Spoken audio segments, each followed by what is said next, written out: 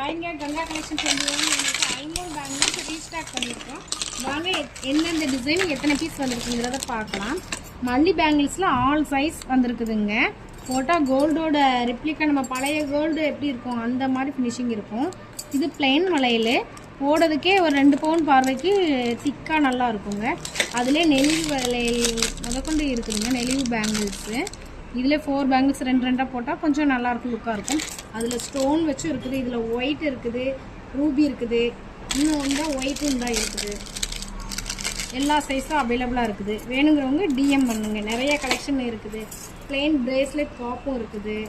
ஐமோனில் எல்லா டிசைனுமே கிட்ஸ்லேருந்து 2 2லேருந்து 212 வரை இருக்குது. வேணுங்கிறவங்க டிஎம் பண்ணுங்க.